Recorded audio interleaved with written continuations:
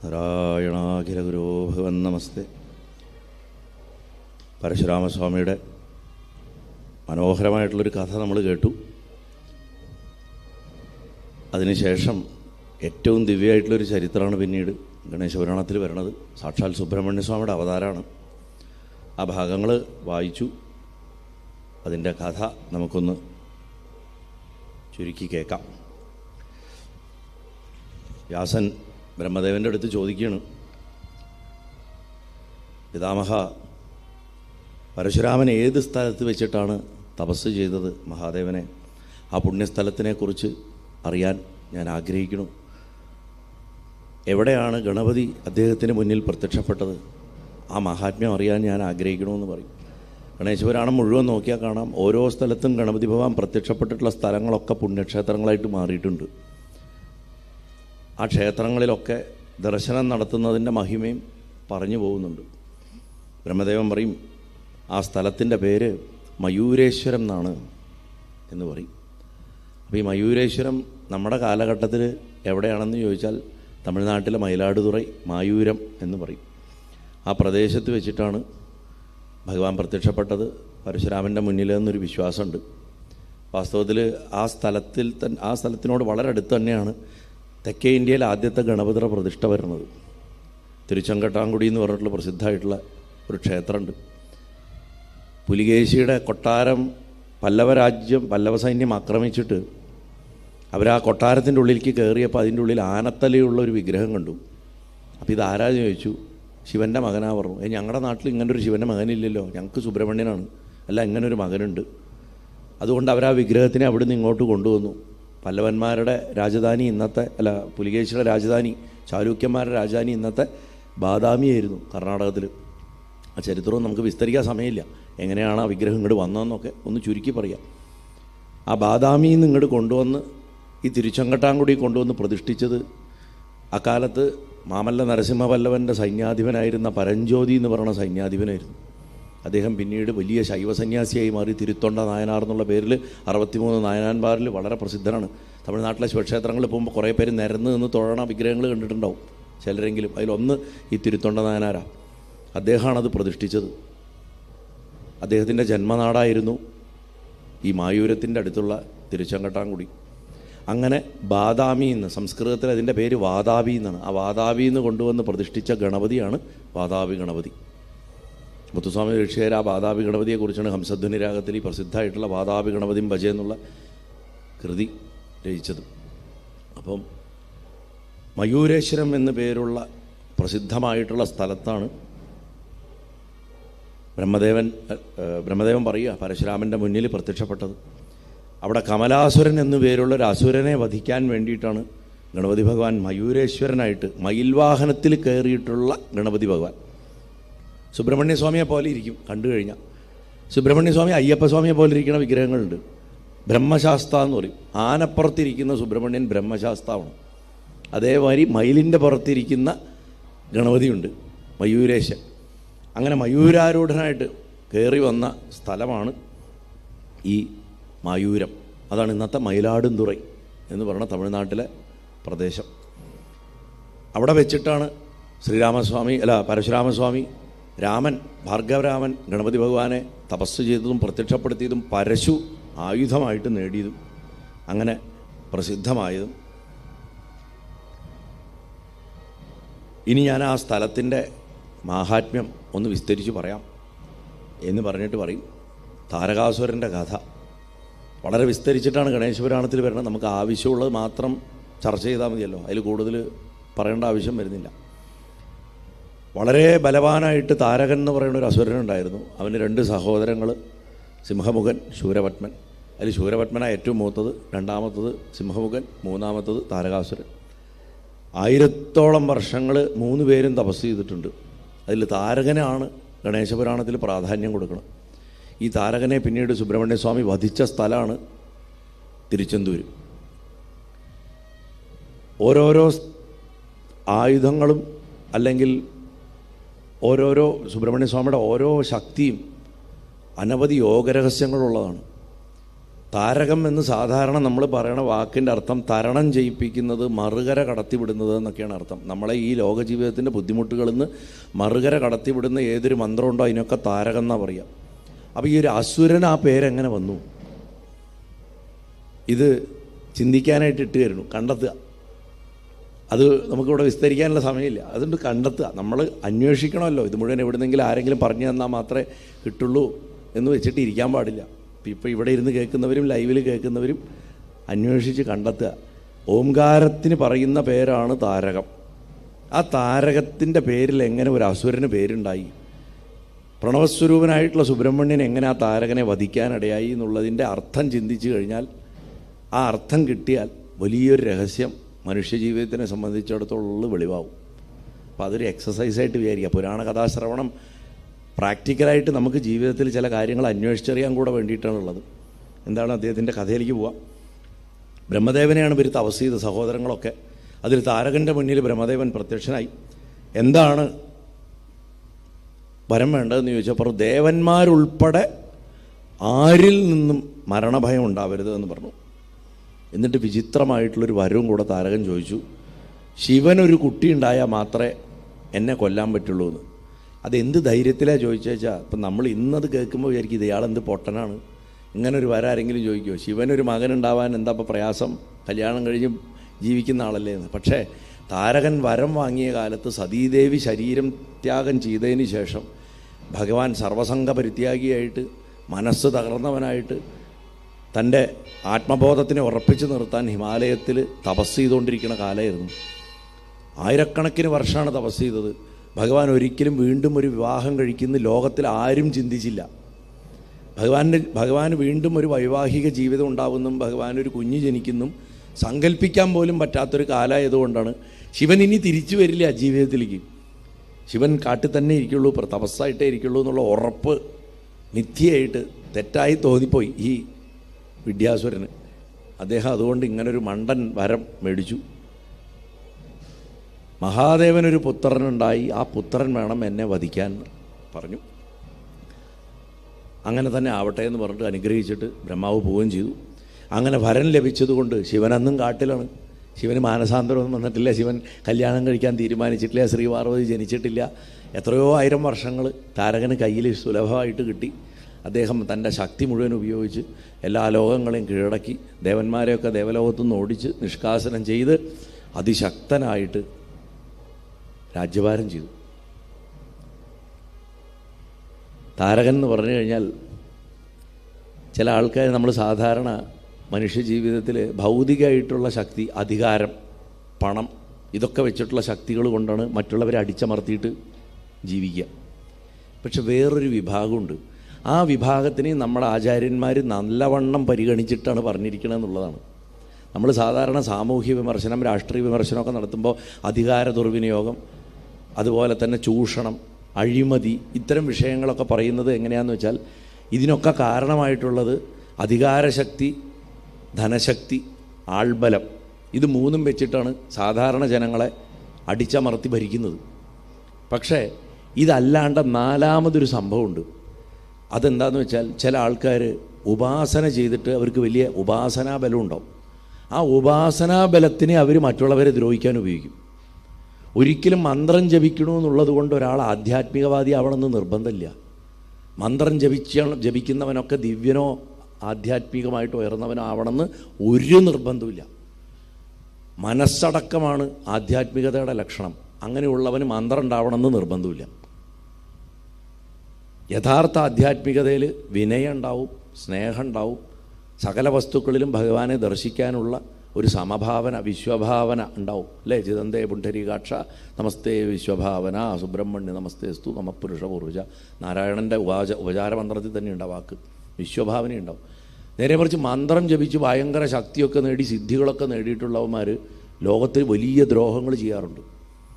അവർ സാധാരണ മനുഷ്യരെ തങ്ങളുടെ മന്ത്രശക്തി കൊണ്ടോ അല്ലെങ്കിൽ പറഞ്ഞു പേടിപ്പിച്ചിട്ടാണെങ്കിലും കാര്യം നടത്താൻ നോക്കും.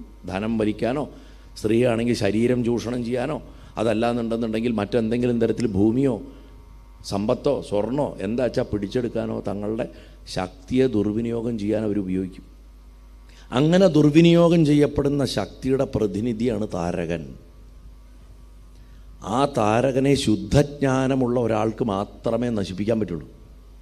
ശുദ്ധജ്ഞാന ശക്തിയാണ് വേല്. അത് പ്രയോഗിക്കുന്നത് ആത്മാവിൽ നിന്ന് തന്നെ സ്ഫുടം ചെയ്തെടുക്കപ്പെടുന്ന ഉപാസനയുടെ ബലമായിരിക്കണം. ആത്മാവാരാ? ശിവൻ. ശിവൻ തന്നെ ഡിസ്റ്റിൽ ചെയ്ത് ശുദ്ധീകരിച്ച്.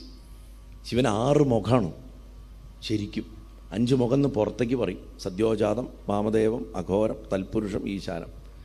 6ാമതൊരു പ്രണവാകാര രഹസ്യമുഖമുണ്ട്.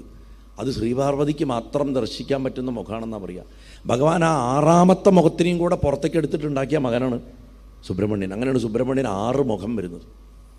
നമശിവായ എന്നുള്ള നമ ശിവായ 5 അക്ഷരം 5 മുഖം. ഓം നമശിവായ എന്ന് പറഞ്ഞാൽ ഓംകാരം കൂടെ ചേർത്ത് 6 മുഖം. അതിനൊരു രൂപം കൊടുത്ത സുബ്രഹ്മണ്യ സ്വാമി. ഈ വിധത്തിൽ വേണം സുബ്രഹ്മണ്യനെ മനസ്സിലാക്കാൻ. കഥയിലേക്ക് നമുക്ക് പോവാം. അങ്ങനെ വരൻ ലഭിച്ചുകൊണ്ട് താരകൻ 3 ലോകത്തിനെയും പീഡിപ്പിക്കാൻ തുടങ്ങി. വേദം പഠിക്കണവരെയും തപസ്സനുഷ്ഠിക്കുന്ന ആൾക്കാരെയൊക്കെ അയാൾ പിടിച്ച് തടവിലാക്കി. രാജാക്കന്മാരെയും പാതാളവാസികളെയൊക്കെ കീഴ്പ്പെടുത്തി. ഹിരണ്യകശിപു അധികാരശക്തി കൊണ്ടാണ് ഇത് ചെയ്യണമെന്നുണ്ടെങ്കിൽ ഇവിടെയും അധികാരശക്തിയാണ്. പക്ഷെ ഇവിടെ ഉപാസനയുടെ ബലം ദുർവിനിയോഗം ചെയ്യുന്ന ആൾക്കാരെ സൂചിപ്പിക്കുന്നു. അങ്ങനെ ഓരോരുത്തരെ ഇന്ദ്രനെ പിടിച്ചു കെട്ടി, എന്താ പറയുക, വരുണനെ പിടിച്ച് കെട്ടി, അഗ്നിയെ പിടിച്ചു കെട്ടി, ബാക്കിയുള്ള ദേവന്മാരൊക്കെ പേടിച്ചിട്ട് എവിടെയൊക്കെയോ പോയിട്ട് ഗുഹകളുടെ ഉള്ളിലൊക്കെ ഒളിച്ചു. ചുരുക്കി പറഞ്ഞാൽ എന്താ, മനുഷ്യർ താരകനെ പേടിച്ചിട്ട് ദേവന്മാർക്ക് യാഗവും പൂജയും ചെയ്യാണ്ടായതോടു കൂടിയിട്ട് അവർക്ക് ആകെ ഭക്ഷണം അതാണ്. നമ്മൾ യാഗം ചെയ്താലേ ദേവന്മാർക്ക് ശക്തിയുള്ളൂ. യാഗം മുടങ്ങിയതോടുകൂടി അവർ ക്ഷീണിച്ചു പോയി. അവർ അവശ നിലയിലായി. പോരാണ്ട് ഒളിവിലും കഴിയേണ്ടി വന്നു. ഇങ്ങനെ വളരെ വിഷമിച്ച് ഇരിക്കുന്ന കാലത്ത് താരകൻ അഹങ്കാരം മൂത്തിട്ട് പുതിയൊരു കൽപ്പന ഇറക്കി. എൻ്റെ നാട്ടിൽ എന്നെ അല്ലാണ്ട് ആരെയും പൂജിക്കാൻ പാടില്ല. ഇങ്ങനെയാണ് ആൾദൈവങ്ങൾ ഉണ്ടാവുക. തനിക്ക് ഉപാസന കൊണ്ട് കിട്ടിയ ആ ശക്തിയെ ദുർവിനിയോഗം ചെയ്തിട്ട് സ്വയം ആൾദൈവമായിട്ട് അദ്ദേഹം അവരോധിച്ചു. ഹിരണ്യകശിപു ആൾദൈവമാവണത് ഉപാസനാശക്തി കാണിച്ചിട്ടല്ല. ഞാനാണ് നിങ്ങളുടെയൊക്കെ ഭരണാധികാരി, നിങ്ങൾ എന്നെ നമിച്ചോളണം എന്ന് പറഞ്ഞിട്ട് അവിടെ അതിനൊരു രാഷ്ട്രീയ മാനാണുള്ളത്. ഇവിടെ ഒരു ഉപാസനയുടെ മാനാണുള്ളത്. ഓരോ തരത്തിൽപ്പെട്ടിട്ടുള്ള ദുഷ്ടപ്രവണതകളെയും ആചാര്യന്മാർ ഇങ്ങനത്തെ കഥാപാത്രങ്ങളാക്കിയിട്ട് പുരാണങ്ങളിൽ വെച്ചിട്ടുണ്ട്. എന്നെ ഒഴികെ വേറെ ആരെങ്കിലും പൂജിച്ച അപ്പം അവന് മരണം എന്ന് പറഞ്ഞിട്ട് വിളംബരം ജയിപ്പിച്ചു ലോകത്ത് മുഴുവൻ. അതുകൊണ്ട് എല്ലാവരും ഈശ്വരാരാധന ചെയ്യാതായി. സ്വന്തം കർമ്മങ്ങളൊക്കെ കളഞ്ഞിട്ട് ജനങ്ങൾ കുലധർമ്മങ്ങൾ മറന്നു. പരദേവതയെ പൂജിക്കാണ്ടായി, ശ്രാദ്ധങ്ങൾ നടക്കാണ്ടായി, സർപ്പങ്ങളെ പൂജിക്കാണ്ടായി. എല്ലാ തരത്തിലും മോശം സംഭവിച്ചു. മുനിമാരൊക്കെ ദേവന്മാരോടൊപ്പം തന്നെ കാട്ടിലും ഗുഹയിലും ഒക്കെ പോയിട്ട് താമസിക്കാൻ തുടങ്ങി. അങ്ങനെ താരകനെ കൊണ്ട് പീഡ സഹിക്കാൻ പറ്റാണ്ട് ദേവാദികൾ ബ്രഹ്മാവിൻ്റെ അടുത്തേക്ക് ഒളിഞ്ഞും പതുങ്ങിയൊക്കെ ചെന്നു. ബ്രഹ്മലോകത്തെത്തിയിട്ട് കണ്ടിട്ട് സങ്കടമൊക്കെ പറഞ്ഞു. അവർ എല്ലാവരെയും കൂട്ടി ബ്രഹ്മദേവൻ ശിവൻ്റെ അടുത്ത് പോയി. അവിടെ ചെന്ന് ദുരവസ്ഥ പറഞ്ഞു ബോധിപ്പിച്ചു. കാട്ടുതീ എങ്ങനെയാണോ വനത്തിനെ നശിപ്പിക്കുന്നത്, അതുപോലെ ഈ ദുഷ്ടൻ ലോകത്തിനെ മുഴുവൻ കത്തിച്ച് ചാമ്പലാക്കിക്കൊണ്ടിരിക്കുകയാണ്. അങ്ങേക്ക് സംഹാരകൃത്യത്തിലല്ലേ മിടുക്ക്, അങ്ങ് ഇവനെ നശിപ്പിക്കുക ഒന്നുമില്ലെങ്കിൽ, അല്ലെങ്കിൽ ഒരു ഉപകാരം ചെയ്യുക, ഞങ്ങളടക്കമുള്ള ഈ സമസ്ത പ്രപഞ്ചത്തിനെ അവിടുന്ന് സംഹരിച്ചോളൂ ഇപ്പം തന്നെ. കാരണം ഇവനെക്കൊണ്ട് ഞങ്ങളെ സംഹരിപ്പിക്കണേക്കാട്ടും നല്ലത് ലോകാവസാനം ഇപ്പം തന്നെ വരുത്തുകയാണ് നല്ലത് എന്ന് പറഞ്ഞിട്ട് അവർ കരഞ്ഞു പറഞ്ഞു. ഇങ്ങനെ കേട്ടപ്പോൾ ഭഗവാൻ ഒന്നും മിണ്ടിയില്ല. അപ്പോൾ മഹർഷിമാർ തപസ് ചെയ്യാൻ തുടങ്ങി. ഈ കാലത്ത് ഇന്ദ്രൻ ദേവലോകം വിട്ടുപോയതുകൊണ്ട് താരകാസുരൻ ഇന്ദ്രപദവി കൈക്കലാക്കി എന്നാണ് പറയുന്നത്. ഇന്ദ്രപദവി കൈക്കലാക്കി എന്ന് പറഞ്ഞാൽ ഇന്ദ്രൻ നമ്മുടെയൊക്കെ മനസ്സാണ്. നമ്മുടെ മനസ്സിനെ ഇങ്ങനത്തെ ആൾദൈവങ്ങൾ കീഴ്പ്പെടുത്തും. സ്വന്തം ബുദ്ധിയിൽ ചിന്തിക്കാൻ കഴിവില്ലാത്തവരാക്കും. ഇവർ വരയ്ക്കണ വഴികളിൽ കൂടെ നമ്മളെ നടത്തിക്കും. നമ്മുടെ ഉള്ളിൽ യഥാർത്ഥമായിട്ട് നമ്മുടെ പൂർവ്വജന്മങ്ങളിൽ നിന്നുള്ളൊരു ഉപാസന ഉണ്ടെങ്കിൽ ആ ഉപാസനയെ പോലും ഇവർ നശിപ്പിക്കും പലപ്പോഴും, അബദ്ധമായിട്ടുള്ള കാര്യങ്ങൾ പറഞ്ഞു തന്നിട്ട്. ഇങ്ങനത്തെ അനവധി അവതാരങ്ങൾ നമ്മുടെ കാലഘട്ടത്തിൽ ഇന്നുണ്ട്, പണ്ടും ഉണ്ടായിട്ടുണ്ട്. അപ്പോൾ അന്നത്തെ കാലത്തെ ഇതൊക്കെ പറഞ്ഞു വെച്ചിട്ടുണ്ട്. അങ്ങനെ ഒരു ദിവസം ബ്രഹ്മാവിനെ കയ്യിൽ കിട്ടിയപ്പോൾ അദ്ദേഹത്തിന് കയ്യിൽ കിട്ടിയ എന്തോ ഒരു ആയുധം വെച്ചിട്ട് 2 അടി വെച്ചു കൊടുത്തു. അങ്ങനെ താരകൻ കഠിനമായിട്ട് ബ്രഹ്മാവിനെ മർദ്ദിക്കുന്ന സമയത്ത് വിഷ്ണു ഭഗവാൻ ഇതെല്ലാം കണ്ടിട്ട് പാലാഴിയിൽ ജലത്തിൻ്റെ അടിയിൽ പോയിട്ടിരുന്നു. കാരണം ഇവനെ വധിക്കാൻ വരബലം ഇവൻ ഇങ്ങനെ ആയതുകൊണ്ട് ഒരു നിവൃത്തിയില്ല. ആലോചിച്ച് നോക്കണം, താരകാസുരന് വരം കൊടുത്തതാരാ? ബ്രഹ്മാവാണ്. ആ ബ്രഹ്മാവിനെയാണ് അടിച്ചത്. അപ്പോൾ വരം കൊടുത്തവന് തന്നെ അടി കിട്ടി. ഇതുകൂടാണ്ട് ശ്രീപരമേശ്വരൻ കൈലാസം ഉപേക്ഷിച്ചിട്ട് ഒരു ഗുഹയിൽ പോയിട്ടിരുന്നു. ദിക്പാലകന്മാരും ദിഗ്ഗജങ്ങളും അഷ്ടദിഗ്ഗജങ്ങളൊക്കെ ആനകൾ അവരൊക്കെ പർവ്വതത്തിലെ ഗുഹകളിൽ പോയി. അവരവരുടെ സ്ഥാനങ്ങളിലൊക്കെ കാവലിന് താരകൻ തൻ്റെ അനുചരന്മാരെ വിട്ടു. അവൻ കൈലാസത്തിൽ തൻ്റെ പാറാവുകാരെ നിർത്തി, വൈകുണ്ഠത്തിൽ തൻ്റെ പാറാവുകാരെ നിർത്തി. ഇവന്മാർ പുറത്ത് വന്ന പിടിക്കാൻ വേണ്ടിയിട്ട്. ഗണേശപുരാണത്തിൽ മാത്രമാണ് മഹാദേവൻ കൈലാസം ഉപേക്ഷിച്ചതും നാരായണൻ പാലായുടെ അകത്ത് പോയിരുന്നതുമായിട്ടുള്ള കഥകളൊക്കെ ഉള്ളത്. നമുക്ക് ഈ പുരാണം പറയണതുകൊണ്ട് ഇതിലുള്ള സംഭവങ്ങൾ പറയണമെന്ന് മാത്രം. അങ്ങനെ താരകൻ്റെ അധീനതയിലായി കൈലാസവും വൈകുണ്ഠവും സത്യലോകവും ഒക്കെ എല്ലാവരെയും തൻ്റെ പരിധിക്ക് കീഴിൽ അദ്ദേഹം കൊണ്ടുവന്നു. 3 ലോകങ്ങളും അവൻ്റെ അക്രമം കണ്ട് ഭയന്ന് പറച്ചു. ആ സമയത്ത് ദേവന്മാരൊക്കെ ചേർന്നിട്ട് ആ ഗുഹയിലിരിക്കുന്ന മഹാദേവനെ പോയി കണ്ട് പ്രാർത്ഥിച്ചു. അനവധി സ്തോത്രങ്ങളെ കൊണ്ട് ഭഗവാന്റെ മാഹാത്മ്യം പാടി. അങ്ങനെ സ്തുതിച്ചുകൊണ്ടിരിക്കുന്ന സമയത്ത് ഒരു അശരീരി കേട്ടു. ശിവൻ്റെ പുത്രന് മാത്രമേ താരകനെ വധിക്കാൻ കഴിയുള്ളൂ, ശിവന് സാധിക്കില്ല, അതുകൊണ്ടാണ് അദ്ദേഹം ഒന്നും മിണ്ടാതിരിക്കുന്നത് എന്ന് പറഞ്ഞു. കൈലാസത്തിൽ ഭഗവാനെ കാണാത്തത് കൊണ്ടാണ് ഗുഹയിൽ വന്ന് പ്രാർത്ഥിച്ചത്. അവിടെയും ഇങ്ങനെ ഒരു അശരീരിയെ കേട്ട് അവരുടെ മനസ്സിൽ ഉള്ള കാര്യങ്ങൾ അവർക്ക് ഭഗവാനോട് തുറന്ന് സംസാരിക്കാൻ ഭഗവാൻ ഒന്ന് കണ്ണു തുറക്കണം.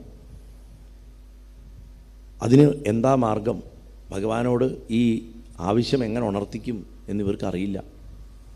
അപ്പോൾ ഇവർ വീണ്ടും കൈലാസത്തിൻ്റെ പരിസരത്ത് കൂടെ പോകുമ്പോൾ ശ്രീപാർവതിയെ കണ്ടു എന്നാണ് പറയണത്. ദേവിയുടെ അടുത്ത് ഇവർ നമസ്കരിച്ചിട്ട് ഇങ്ങനൊരു അശരീരി കേട്ടു. ശിവൻ ആ ആഗ്രഹം നിറവേറ്റി തന്നാൽ മാത്രമേ ഞങ്ങൾക്ക് രക്ഷയുള്ളൂ എന്ന് പറഞ്ഞു. അപ്പോൾ ദേവി പറഞ്ഞു, നിങ്ങൾ വിഷമിക്കേണ്ട, ഭഗവാൻ എന്നെങ്കിലും ഒരിക്കൽ ആ ആഗ്രഹം നിങ്ങൾക്ക് നിറവേറ്റി തരും. അതിനൊരു കാര്യം ചെയ്യാം, നിങ്ങൾ എൻ്റെ കൂടെ വരിക. ശിവൻ ഇപ്പോൾ ഒരു രഹസ്യസ്ഥാനത്തേക്ക് മാറിയിരുന്ന് തപസ് ചെയ്യുന്നുണ്ട്, ഞാൻ അദ്ദേഹത്തെ ആകർഷിച്ച് വശീകരിക്കാം എന്ന് പറഞ്ഞിട്ട് കൊണ്ടുപോകണം. അല്ലാണ്ട് ശ്രീപാർവതി ചെറിയ കുട്ടിയായിരുന്നതും ഹിമവാൻ കൊണ്ടേ ശുശ്രൂഷയ്ക്കാക്കിയ കഥയൊന്നും ഗണേശപുരാണത്തിലില്ല. അതൊക്കെ ശിവപുരാണത്തിലാണ് വരണത്. ഇതിൻ്റെയൊക്കെ തത്വാർത്ഥം മാത്രം എടുത്താൽ മതി. കഥ കേട്ടിട്ട് ആ കഥ അങ്ങനെ വിഴുങ്ങരുത്. പ്രകൃതി ആത്മാവിനെ അന്വേഷിക്കുക എന്ന് പറഞ്ഞു കഴിഞ്ഞാൽ പുതിയ ഒരു സൃഷ്ടിക്ക് വരേണ്ട സമയത്താണ് സംഭവിക്കുക. അങ്ങനെ ഭഗവാനെ ആകർഷിക്കാൻ വേണ്ടിയിട്ട് ദേവി ഒരു ഭില്ലിയുടെ രൂപം, ഭില്ലി വെച്ചാൽ ഭീൽ എന്ന് പറഞ്ഞാൽ മധ്യപ്രദേശ് ഭാഗത്തൊക്കെ കാണുന്ന ഗോത്രവർഗ്ഗക്കാരാണ്. നമ്മളിവിടെ എന്താ പറയുക, തോട എന്നൊക്കെ പറഞ്ഞിട്ട് ഓരോ വർഗ്ഗക്കാരില്ലേ, നമ്മുടെ ആദിവാസി വർഗ്ഗങ്ങളെ കുറിച്ചിട്ട് ഇങ്ങനെ പറയുമ്പോൾ ഓരോ ഗോത്രങ്ങൾക്ക് ഓരോ നാമുണ്ട്.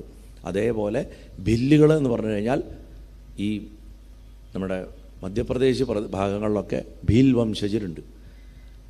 അവരിൽ പെട്ടിട്ടുള്ള ഒരു വേടത്തിയുടെ രൂപം എടുത്തു, ഭില്ലി എന്ന് പറയും. ഈ ഭില്ലനും ഭില്ലിയായിട്ട് തന്നെയാണ് പാശുപതാസ്ത്രം കൊടുക്കാനും വന്നത്. അത് പ്രകൃതിയിലെ ശക്തി ചൈതന്യത്തിൻ്റെ ആദിമ രൂപമാണ് വാസ്തവത്തിൽ. ആ ദേവിയെ നമ്മൾ സംസ്കൃതത്തിൽ ത്വരിത എന്ന് പറയും, പെട്ടെന്ന് പ്രസാദിക്കണവൾ എന്നർത്ഥം. ത്വരിത.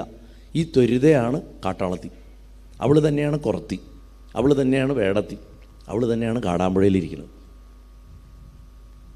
ഈ ത്വരിത കിരാതൻ്റെ പത്നിയാണിത് ശരിക്കും ആ ഭാവം. കിരാത ശിവൻ്റെ അച്ഛനായിട്ടുള്ള കിരാതൻ്റെ പുത്രൻ, കിരാതനല്ല, വേട്ടയ്ക്കൊരു മകനല്ല, വേട്ടയ്ക്കരൻ്റെ പത്നീഭാവത്തിലുള്ള ആ വേടത്തിയുടെ വേഷം ധരിച്ചിട്ട് ഉർവശി, മേനക, രംഭ, തിലോത്തമ ഇവരെക്കാളൊക്കെ സൗന്ദര്യമുള്ളൊരു രൂപം ദേവി സ്വീകരിച്ചിട്ട് മുനിമാരോടൊപ്പം ദേവി ശിവൻ തപസ് ചെയ്യണ സ്ഥലത്തേക്ക് ചെന്നു. അവിടെ ഭഗവാൻ ഏകാഗ്രതയോട് കൂടിയിട്ട് തപസ് ചെയ്യണ കണ്ടു.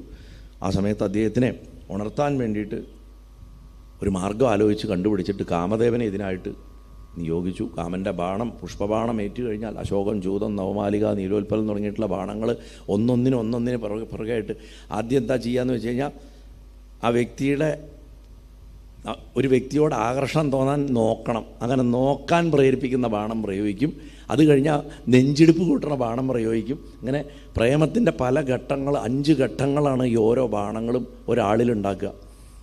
ദ്രാവണീ ബാണം, സംക്ഷോഭണ ബാണം എന്നൊക്കെ പറഞ്ഞിട്ട് ബാണങ്ങളുടെ അതിനൊക്കെ മന്ത്രങ്ങളുമുണ്ട്. കാമദേവൻ്റെ ഈ ഓരോ എന്താ പറയുക ബാണങ്ങൾക്കും മന്ത്രങ്ങളൊക്കെ ഉണ്ട്. അത് ഓരോരോ പൂക്കളാണ്. ഓരോ പൂക്കളെ കൊണ്ടാണ് ആ മന്ത്രം ഇതുണ്ടാക്കിയിട്ടുള്ളത്.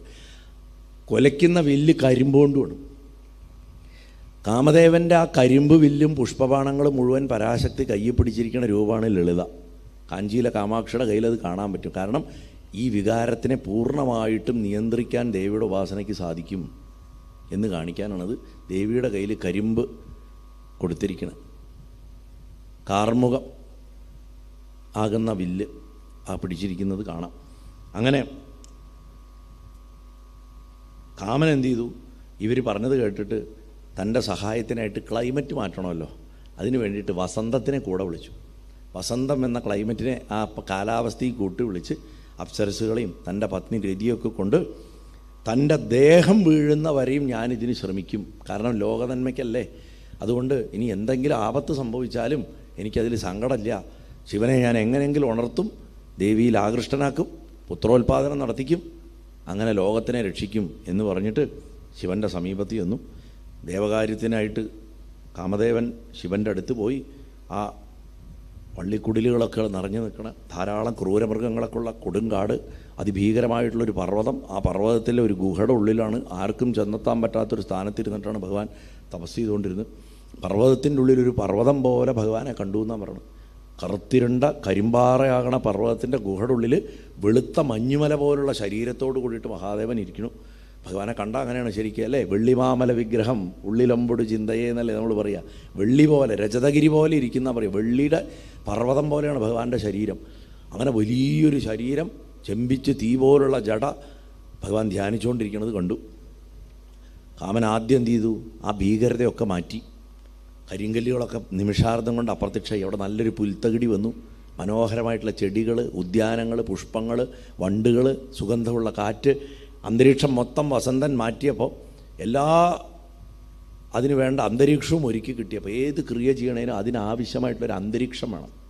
ആ അന്തരീക്ഷത്തിലെ അത് ഫലവത്താവുള്ളൂ. മണിച്ചിത്രത്താഴ് സിനിമയിൽ പറയില്ലേ, തിരുമേനി ഒരുക്കിത്തരണ അന്തരീക്ഷം എനിക്ക് വളരെ ആവശ്യമാണ് എന്ന് പറഞ്ഞിട്ടുള്ള ആ മന്ത്രവാദത്തിൻ്റെ കളം ഉണ്ടാക്കണത്.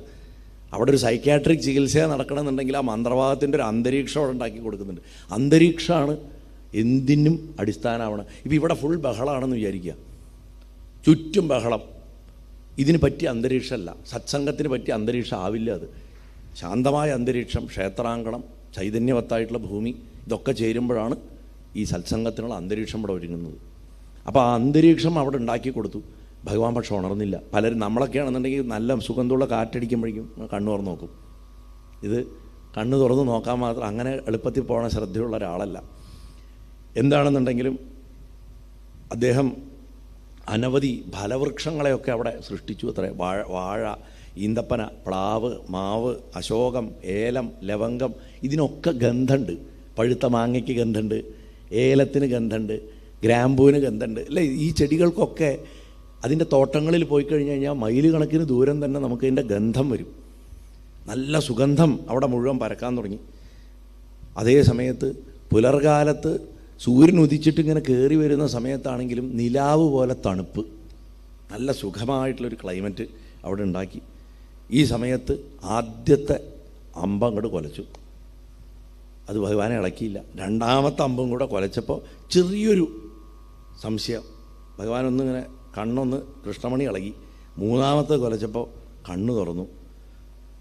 മുന്നിൽ ശ്രീപാർവതിയെ കണ്ടു, അതിസുന്ദരിയായിട്ടൊരു സ്ത്രീ. ഒരു നിമിഷാർദ്ധത്തിനെ മനസ്സിളകിയുള്ളൂ. പക്ഷെ അടുത്ത നിമിഷം എന്താ എനിക്ക് സംഭവിക്കണം? ഒരു യോഗി, ഒരു ഉപാസകൻ സദാ അവനവനെ ഒബ്സർവ് ചെയ്തുകൊണ്ടിരിക്കണം. സാക്ഷീഭാവത്തിൻ്റെ ഹൈറ്റ് ഉണ്ടാവണം നമുക്ക്. നമ്മൾ വിഷമിക്കുമ്പോൾ ചില സമയത്ത് നമ്മൾ ചിന്തിക്കും, ഞാൻ എന്തിനു ഇങ്ങനെ വിഷമിക്കണതിന്, എന്തിനാ ഞാൻ ഇങ്ങനെ കരയണത്? അല്ലെങ്കിൽ ചില സമയത്ത് നമ്മൾ ദേഷ്യപ്പെടുമ്പോൾ നമ്മൾ തന്നെ ആലോചിക്കും, ഞാൻ എന്തിനു ഇങ്ങനെ ദേഷ്യപ്പെടണത്? അതല്ലെങ്കിൽ നമ്മൾ സന്തോഷിക്കുമോ, ഞാനെന്തിനാ ഇങ്ങനെ മതിമറന്ന് സന്തോഷിക്കണത് എന്ന് നമ്മൾ ചിന്തിക്കാറുണ്ട്. അത് നമ്മുടെ ഉള്ളിലുള്ള ആ സാക്ഷിയാണ് ചോദിക്കണം. എത്ര ചെറുപ്പത്തിൽ, എത്ര കുട്ടിയാവുമ്പോൾ ഈ ഭാവം അവനവനെ നോക്കിക്കാണുന്ന ഈ ശീലം വളർത്തിയെടുക്കാൻ പറ്റുമോ അത്രയും നല്ലതാണ്. പ്രഹ്ലാദൻ അതാണ് കൂട്ടുകാരോട് പറഞ്ഞു കൊടുക്കുന്നത് ഭാഗവതത്തിൽ. ഇവിടെ ഭഗവാനാണ്, സാക്ഷാൽ ശിവനാണ്. ഭഗവാന്റെ മുകളിൽ അവനവനെ നോക്കുന്ന ഒരാൾ വേറെയില്ല. എനിക്കെന്താ സംഭവിച്ചത് അവരുടെ ചുറ്റും നോക്കുമ്പോൾ കാമദേവനെ കണ്ടു. ആ കണ്ട നിമിഷത്തിൽ ഭഗവാൻ തൻ്റെ മൂന്നാമത്തെ കണ്ണ് തുറന്നു. അത് ദേഷ്യമല്ല വാസ്തവത്തിൽ. മൂന്നാമത്തെ കണ്ണ് നമ്മൾ ഈ വർക്ക്ഷോപ്പിലെ വെൽഡിങ് മെഷീനിൽ വരണ തീ പോലെയൊക്കെയാണ് സിനിമയിലൊക്കെ കാണിക്കുക. അത് അങ്ങനത്തെ ഒരു വസ്തുവല്ല. അത് അറിവിൻ്റെ കണ്ണാണ്. എല്ലാം ബ്രഹ്മമായിട്ട് കാണാനുള്ള സമഭാവനയുടെ കണ്ണാണ്. അങ്ങനെയുള്ള കണ്ണുകൊണ്ട് കാമദേവനെ നോക്കിയാൽ അതും ബ്രഹ്മമായി മാറും. അവിടെ പിന്നെ കാമദേവന് പർപ്പസില്ല. അതുകൊണ്ട് ആ ശരീരം പോയി. അതുകൊണ്ട് ശരീരം, ശിവൻ്റെ മൂന്നാം കണ്ണെന്ന് പറഞ്ഞു കഴിഞ്ഞാൽ മറ്റുള്ളവരെ കത്തിച്ച് ചാമ്പലാക്കാനുള്ള ഒരു ആയുധമൊന്നുമല്ല, അത് അറിവിൻ്റെ കണ്ണാണ്. അതുകൊണ്ട് എന്തിനെ നോക്കിയാലും ശിവൻ ശിവനേ കാണുള്ളൂ. ശിവൻ ആകെ അറിയുന്ന കാര്യം ഒന്നാണെന്ന് പലപ്പോഴും ഞാൻ പറയാറുണ്ട്. ശിവൻ്റെ ഒരൊറ്റ കാര്യം അദ്ദേഹത്തിന് അറിയുള്ളൂ, മറ്റുള്ളവരെ ശിവനാക്കുക. അതേ അദ്ദേഹത്തിന് അറിയുള്ളൂ, അതേ വേണ്ടു താനും. എല്ലാവരും ശിവനാവുക എന്നുള്ളതാണ് ശിവൻ്റെ സന്തോഷവും സ്വപ്നവും. അതുകൊണ്ടാണ് നമ്മൾ ശിവോഹം എന്നാണ് പറയുക, നമ്മൾ നാരായണോഹം എന്ന് പറയില്ലല്ലോ. ഞാൻ ശിവനാണ്, ഞാൻ ശിവനാണെന്നേ പറയുള്ളൂ. ആ ശിവൻ എന്ന് പറഞ്ഞു കഴിഞ്ഞാൽ സർപ്പം ധരിച്ച് പുലിത്തോലെടുത്ത് കൈലാസത്തിലിരിക്കുന്ന ആളെന്നല്ല അർത്ഥം, ബ്രഹ്മം എന്നർത്ഥം. ശുദ്ധമായ ബോധമാണ് ശിവൻ. അപ്പോൾ ഭഗവാൻ മൂന്നാം കണ്ണ് തുറന്നിട്ട് കാമദേവനെ നോക്കിയപ്പോൾ കാമദേവൻ ഭസ്മമായിപ്പോയി. ആ സമയത്ത് വേടത്തിയുടെ രൂപം കൈക്കൊണ്ടിരുന്ന ദേവി ശിവൻ്റെ അടുത്തേക്ക് ചെന്നു. 3 ലോകവും കത്തി നശിപ്പിക്കാൻ മാത്രം പോകുന്ന ഭഗവാന്റെ ആ സംവർത്താഗ്നി, പ്രളയാഗ്നി വരുന്ന മൂന്നാം കണ്ണ് അടയ്ക്കാൻ ദേവി അഭ്യർത്ഥിച്ചു. അങ്ങ് ആ കണ്ണ് മൂടണേ, ഈ ലോകം നശിക്കൂല്ലെങ്കിൽ എന്ന് പറഞ്ഞു. ബ്രഹ്മാവിന്ന് വരം നേടിയിട്ട് ശക്തനായിട്ടുള്ള താരകാസുരനെ നശിപ്പിക്കാൻ വേണ്ടിയിട്ടാണ് ദേവന്മാർ ഇങ്ങനെ ഒരു സാഹസത്തിന് മുതിർന്നത്. വേറെ ഒരു മാർഗ്ഗവും ഇല്ലാത്തതുകൊണ്ടാണ്. അതിന് അങ്ങയുടെ പ്രസാദത്തിന് വേണ്ടി, അങ്ങേ ഉണർത്താൻ വേണ്ടിയിട്ട്, എന്നിൽ ആകൃഷ്ടനാക്കാൻ വേണ്ടിയിട്ടാണ് കാമദേവനെ അവരയച്ചത്. അല്ലാണ്ട് അവരെ അവിടുന്ന് ശപിക്കരുത്. അവരുടെ ഗതികേട് കൊണ്ട്, അങ്ങല്ലാണ്ട് മറ്റൊരു നാഥൻ അവർക്കില്ലാത്തത് കൊണ്ടും രക്ഷയില്ലാത്തത് കൊണ്ടുമാണ് വന്നത് എന്ന് പറഞ്ഞിട്ട് ദേവി നമസ്കരിച്ചു. അത് കേട്ടപ്പോൾ ഭഗവാന്റെ ആ മനസ്സൊന്ന് അടങ്ങി. അദ്ദേഹം പറഞ്ഞു, നമുക്ക് വേണ്ടത് ചെയ്യാം. തൻ്റെ പാദത്തിൽ നമസ്കരിച്ച് കിടന്ന ദേവിയെ എഴുന്നേൽപ്പിച്ചിട്ട് ആശ്വസിപ്പിച്ചിട്ട് വൃഷഭത്തിൻ്റെ മുകളിൽ കയറി ദേവിയെയും പിടിച്ച് അതിലിരുത്തി ഭഗവാൻ കൈലാസത്തിലേക്ക് പോയി. അങ്ങനെ ശിവൻ്റെ ശരീരത്തിനോട് ചേർന്നിരുന്ന് സഞ്ചരിച്ച ശ്രീപാർവതിക്ക് ഭഗവാനോടുള്ള പ്രണയം വർദ്ധിച്ചു വന്നു എന്നാണ് പറഞ്ഞ. ആ യാത്രയിൽ വെള്ളമില്ലാത്ത സ്ഥലത്ത് വീണ മത്സ്യത്തിൻ്റെ അവസ്ഥയായി ദേവിക്ക്. തണുപ്പ് കൊടുക്കാൻ ഒരു എന്താ പറയുക, ശരീരം തണുപ്പിക്കാൻ, പ്രണയാഗ്നി തണുപ്പിക്കാൻ ഒരു മാർഗവും കിട്ടിയില്ല. കർപ്പൂരം ഇട്ടിട്ടും ചന്ദനം ഇട്ടിട്ടും ശരീരത്തിൻ്റെ ചൂട് പോയില്ല. ഇങ്ങനെ കുറേ ദിവസം കഴിഞ്ഞപ്പോൾ ദേവിയുടെ ശരീരം മെലിഞ്ഞ് ശോഷിച്ച് വരാൻ തുടങ്ങി. ഒരു ദിവസം ആ ദേവി ശിവൻ്റെ അടുത്ത് ചെന്നിട്ട് തൻ്റെ അവസ്ഥ പറഞ്ഞു. ഞാൻ അങ്ങയെ പ്രണയിക്കുന്നു, അങ്ങാണെങ്കിൽ എന്നെ അവഗണിക്കുകയാണ്. കാമൻ ഭസ്മീകരിക്കപ്പെട്ടെങ്കിലും ഇന്നും ഞാൻ ആ കാമൻ്റെ അമ്പിൻ്റെ പീഡനം അനുഭവിച്ചുകൊണ്ടിരിക്കുകയാണ്. അതുകൊണ്ട് അവിടുന്ന് ദയവുണ്ടായിട്ട് എന്നെ പത്നിയായിട്ട് സ്വീകരിക്കണം എന്ന് പറഞ്ഞു. ദേവിയുടെ ആ വാക്ക് കേട്ടിട്ട്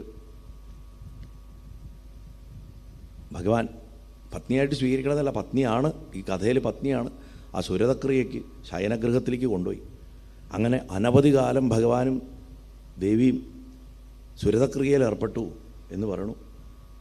പക്ഷേ താരകനെ വധിക്കാനുള്ളൊരു പുത്രനെ പാർവതി ഗർഭം ധരിച്ചില്ല. അനവധി കാലം കഴിഞ്ഞിട്ടും പാർവതി ഗർഭം ധരിക്കാതെ വന്നപ്പോൾ കാത്തു നിന്ന ദേവന്മാരൊക്കെ താരകാസുരനെ പേടിച്ചിട്ട് വീണ്ടും അവരുടെ ഗുഹകളിലേക്ക് മടങ്ങിപ്പോയി. മഹാദേവനെ എന്നായിരിക്കും ഞങ്ങളുടെ ആഗ്രഹം സാധിപ്പിച്ചു തരിക എന്നറിയാതെ വിഷമിച്ചിട്ട് അവരവരുടെ ഗുരുനാഥനായിട്ടുള്ള ബൃഹസ്പതിയെ പോയി കണ്ടു. നിങ്ങളെല്ലാവരും കൂടി ശിവനെ വീണ്ടും ഈ കാര്യം ഓർമ്മിപ്പിക്കാനായിട്ട് ഒരു അംബാസഡറെ, ഒരു ദൂതനെ പറഞ്ഞയക്കാൻ തീരുമാനിക്കുക, അഗ്നിയെ പറഞ്ഞയക്കാൻ പറഞ്ഞു. അങ്ങനെ ദേവന്മാർ അഗ്നിയെ സ്തുതിച്ച് പ്രീതിപ്പെടുത്തിയിട്ട് ആ പ്രദേശത്തേക്ക്, ആ മഹാദേവനും അമ്മയിരിക്കുന്ന ആ സ്ഥലത്തേക്ക് പറഞ്ഞയച്ചു. അഗ്നി പ്രത്യക്ഷപ്പെട്ടു. അഗ്നിയോട് താരകാസുരൻ ചെയ്യുന്ന ദ്രോഹങ്ങളൊക്കെ പറഞ്ഞു. മഹാദേവന് മാത്രമേ എന്തെങ്കിലും ചെയ്യാൻ പറ്റുള്ളൂ. അതുകൊണ്ട് അവിടുന്ന് തന്നെ എത്രയും പെട്ടെന്ന് ശ്രീപാർവതിയും മഹാദേവനെയും സമീപിച്ച് കാര്യങ്ങൾ പറയണമെന്ന് പറഞ്ഞു. അഗ്നിദേവൻ ഉടനെ തന്നെ മഹാദേവൻ്റെയും ദേവിയുടെയും സവിധത്തിലെത്തി വീടിൻ്റെ വെളിയിൽ ഒരു ഭിക്ഷക്കാരനെ പോലെ ഉറക്കം നിന്നിട്ട് അമ്മാ ധർമ്മം തരണേ, അമ്മാ ധർമ്മം തരണേ, അമ്മാ ധർമ്മം തരണേ എന്ന് 3 പ്രാവശ്യം പറഞ്ഞു. 3 പ്രാവശ്യം ഭിക്ഷ അയച്ചു. അത് കേട്ട് ദേവിയും ഭഗവാനും പുറത്തേക്ക് വന്നു. എന്താ യാചകന് കൊടുക്കേണ്ടത് എന്ന് ചിന്തിച്ചപ്പോൾ അവർക്ക് കാര്യം മനസ്സിലായി. ഇതാണ് അവർക്ക് വേണ്ടത്. അതുകൊണ്ട് എന്തു ചെയ്തു, ഭഗവാൻ തൻ്റെ ബീജം ഭൂമിയിൽ പതിച്ചു കഴിഞ്ഞാൽ സകലത് നശിച്ചു പോവും. ശിവൻ്റെ രേതസ് എന്ന് പറഞ്ഞു കഴിഞ്ഞാൽ തീ പോലെയാണെന്നാണ് സങ്കല്പം. ഊർധ്വരേതസ് എന്നാണ് ഭഗവാനെ വിളിക്കുക. അതുകൊണ്ട് അവരെന്ത് ചെയ്തു, ഗംഗയിൽ പോയിട്ട് ശരീരത്തിൽ നിന്ന് രേതസ്സിനെ ജലത്തിൽ കളഞ്ഞു എന്ന്. ശിവപുരാണത്തിൽ ഭഗവാനിൽ നിന്ന് 6 സ്ഫുലിംഗങ്ങൾ പുറപ്പെടും. അത് അഗ്നിയും വായുവും കൂടെ ഗംഗയിൽ കൊണ്ടിടും. ഗംഗ 10,000 വർഷം അത് ഗർഭത്തിൽ ധരിക്കും. എന്നിട്ടും പ്രസവിക്കാൻ പറ്റാണ്ട് ശരവണപ്പൊയ്കയിൽ 6 താമരകളിലായിട്ട് നിക്ഷേപിക്കുകയും ചെയ്തിട്ടാണ് ഭഗവാന്റെ ജനനം, സുബ്രഹ്മണ്യൻ്റെ. അതുകൊണ്ടാണ് ഭഗവാനെ ഗാംഗേയൻ എന്ന് വിളിക്കുന്നത്. ഗംഗയുടെ മകനാണ്. നമ്മൾ തമിഴ്നാട്ടിലൊരു സ്ഥലമുണ്ട് കാങ്കയം, അവിടെ ഗാംഗേയൻ എന്ന പേരിലാണ് ഭഗവാൻ ഇരിക്കുന്നത്. അതുകൊണ്ടാണ് എനിക്ക് കാങ്കേയൻ എന്ന് പേര് വരാൻ കാരണം. ഗംഗയുടെ പുത്രന്മാരാണ് സുബ്രഹ്മണ്യസ്വാമിയും ഭീഷ്മരും ഒക്കെ. അവരൊക്കെ സഹോദരങ്ങളാണ് ശരിക്കും, അമ്മ വഴിക്കും. അപ്പോൾ ഇവിടെ ശിവരേതസ് ആ ബീജം ഗംഗയിലാണ് നിക്ഷേപിച്ചത്. അപ്പോൾ അവിടെ സ്നാനം ചെയ്യാനായിട്ട് 6 ദിവ്യ സ്ത്രീകൾ വന്നു. ശിവബീജം അവർ 6 പേരും പങ്കിട്ടിട്ട് അവരവരുടെ ഗർഭങ്ങളിൽ ധരിച്ചു. ഗംഗയിൽ ശിവബീജം എത്തിച്ചത് അഗ്നിദേവൻ്റെ സഹായം കൊണ്ടായിരുന്നു. ഗർഭം ധരിച്ചിട്ടുള്ള ഭാര്യമാരെ കണ്ട് ഭർത്താക്കന്മാർ അതിശയിച്ചു. ജ്ഞാനദൃഷ്ടി കൊണ്ട് മഹർഷിമാരും കാര്യം മനസ്സിലാക്കി. മുഖം വെളിയിൽ കാണിക്കാൻ ലജ്ജ തോന്നിയിട്ടുള്ള ആ സ്ത്രീകൾ 6 പേരും കൂടി ഗംഗാതീരത്ത് ശരപ്പുല്ല് നിറഞ്ഞിട്ടുള്ള ശരവണപ്പൊയ്ക എന്ന് പറയുന്ന ഒരു സ്ഥലത്തെത്തി. അവിടെ തങ്ങളുടെ ഗർഭത്തെ താമരകളിൽ വിന്യസിച്ചു. അതിൽ നിക്ഷേപിച്ചതിന് ശേഷം കുളിച്ച് ശുദ്ധരായിട്ട് അവരവരുടെ വീടുകളിലേക്ക് പോയി. 6 പേരും മടങ്ങിപ്പോയ സമയത്ത് 6 മുഖങ്ങളുള്ള 12 കൈകളുള്ള ഒരു കുട്ടി അവിടെ പറന്നു വീണു. ആ ബാലൻ്റെ കരച്ചിൽ കേട്ടിട്ട് ഭൂമി അങ്ങോട്ട് വിറച്ചു. സുബ്രഹ്മണ്യസ്വാമിയുടെ ജനനം ഗണേശപുരാണത്തിൽ ഈ വിധത്തിലാണ് പറയണത്. ആ ഭഗവാനെ, ആ ശ്രീമുരുകനെ എല്ലാവരും മനസ്സുകൊണ്ട് സാഷ്ടാംഗം നമസ്കരിക്കുക. മുരുകാ സർവേശ്വര. വൃക്ഷങ്ങൾ ഒലഞ്ഞു, ഭൂമി കുലുങ്ങി. ആ സമയത്ത് ദിവ്യദർശനം കൊടുക്കാനായിട്ട് നാരദ മഹർഷി അവിടെ എത്തിച്ചേർന്നു. കൈലാസത്തിൽ ശിവനെ കാണാൻ പോകുന്ന വഴിക്കാണ് ഇങ്ങനെ 6 മുഖവും 12 കൈയുള്ളൊരു കുട്ടി പറന്ന് കിടക്കണം കണ്ടത്. ഉടനെ തന്നെ അദ്ദേഹം കൈലാസത്തിൽ പോയിട്ട് അങ്ങയുടെ പുത്രൻ ജനിച്ചിരിക്കുന്നു എന്നറിയിച്ചു. ലോകം മുഴുവൻ സന്തോഷത്തിൽ ആറാടി. നാരദൻ പാർവതിയുടെ അടുത്ത്, നിങ്ങൾ കാണേണ്ടത് ആ കുട്ടിയെ, എന്തൊരു വിചിത്രമായിട്ടുള്ള ശരീരമെന്നറിയോ, 12 കൈ, 6 ശിരസ്, ഇങ്ങനെയൊക്കെയുള്ള ആ കുട്ടിയെ എങ്ങനെ ഗംഗാതീരത്തിൽ ഉപേക്ഷിക്കാൻ നിങ്ങൾക്ക് മനസ്സ് വന്നു അമ്മയെന്ന് ചോദിച്ചു നാരദൻ. അത് കേട്ടപ്പോൾ ഇതെന്ത് ക്രൂരതയാണ് ചെയ്തത് എന്ന് കേട്ടപ്പോൾ അമ്മയ്ക്ക് വലിയ കുറ്റബോധം തോന്നി. ആ ദേവി വേഗം തന്നെ നാരദനോട് കൂടിയിട്ട് ഗംഗാതീരത്തേക്ക് ചെന്നു. അവിടെ ചെന്ന് ആ കുഞ്ഞിനെ കണ്ട് അമ്മയ്ക്ക് മാറൊക്കെ ചുരന്ന് പാല് ചുരന്ന് കുട്ടിക്കെടുത്ത് മുല കൊടുക്കാൻ വേണ്ടിയിട്ട് മകനേ എന്ന് പറഞ്ഞിട്ട് വിളിച്ചു. ആ സമയത്ത് എടുക്കാൻ പോയപ്പോൾ ഗംഗാദേവി പ്രത്യക്ഷപ്പെട്ടിട്ട് പറഞ്ഞു, ഉമേ നീ അവളെ തുടരുത്, അവൻ എൻ്റെ കുട്ടിയാണെന്ന് പറഞ്ഞു. അഗ്നിദേവൻ അപ്പോഴേക്കും വന്നിട്ട് ഒരേ അല്ലല്ല, അത് എൻ്റെ കുട്ടിയാണ്, ഞാനാണ് അവനെ ഇവിടെ കൊണ്ടുവന്ന് നിക്ഷേപിച്ചത് എന്ന് പറഞ്ഞു. അപ്പോഴേക്കും കാർത്തിക നക്ഷത്രത്തിൻ്റെ 6 നക്ഷത്രങ്ങൾ ചേർന്നാലാണ് കാർത്തിക നക്ഷത്രം. ആ 6 നക്ഷത്രങ്ങൾ ചേരുന്ന കാർത്തിക നക്ഷത്രത്തിലെ 6 ദേവതകളും ആ അമ്മമാർ ഗർഭം ധരിച്ച 6 പേരും അവിടെ വന്നിട്ട് പറഞ്ഞു, ഞങ്ങളാണ് അവനെ ഗർഭം ധരിച്ചത്, അവൻ ഞങ്ങളുടെ മകനാണ് എന്ന് പറഞ്ഞു. ഇങ്ങനെ പല വിധത്തിൽ പലരുടെയും അവകാശവാദം കേട്ടപ്പോൾ അവരെല്ലാവരും കൂടി ഒരു തീർപ്പ് കൽപ്പിക്കാൻ വേണ്ടിയിട്ട് കൈലാസത്തിലെത്തി. ശിവനെ കണ്ടു. പാർവതി ബാലനെ ഒക്കത്ത് വെച്ചിട്ട് ശിവസമീപത്തിലെത്തി. ഭഗവാൻ കുട്ടിയെ മടിയിലിരുത്തി 6 നെറുകയിലും ഉമ്മ വെച്ചു. മുതുകത്ത് തലോടി കൈകളൊക്കെ പിടിച്ചു നോക്കി. നല്ല അഴകായിട്ട് ലക്ഷണമായിട്ടിരിക്കണം. അഴകൻ മുരുകൻ എന്നാണ് പറയുക. മുരുകൻ എന്ന് പറഞ്ഞ വാക്കിൻ്റെ അർത്ഥം തന്നെ പരമസുന്ദരൻ എന്നാണ് തമിഴിൽ. മുരുകൻ്റെ മുകളിൽ സൗന്ദര്യമുള്ളൊരു ദേവനില്ല ഭൂമിയിലും പാതാളത്തിലും ആകാശത്തിലും എവിടെയും സ്വർഗത്തിലും. അത് കഴിഞ്ഞാൽ നാരായണനാണെന്നാണ്. അത്രയും സൗന്ദര്യമാണ് മുരുകന്. എന്നും 16 വയസ്സ് പ്രായത്തോടു കൂടിയിട്ടുള്ള ഭഗവാനെ കാണാൻ ഉള്ള ആ സൗന്ദര്യം ആ ചെറിയ വയസ്സിൽ തന്നെ ഭഗവാന്റെ മടിയിലിരിക്കുമ്പോൾ തന്നെ ഉണ്ടായിരുന്നു എന്ന് പറയണു. അങ്ങനെ ഓരോ ദേവതയ്ക്കും, ഗംഗയ്ക്കും അഗ്നിക്കും കൃത്തികയ്ക്കും ഒക്കെ അനുഗ്രഹിക്കാനായിട്ട്, അവരെയൊക്കെ അനുഗ്രഹിക്കാൻ വേണ്ടിയിട്ട് കുട്ടിക്ക് പേരിടാൻ ബ്രഹ്മാവിനെയും ദേവഗുരുവായിട്ടുള്ള ബൃഹസ്പതിയും ഭഗവാൻ വിളിച്ചു വരുത്തി.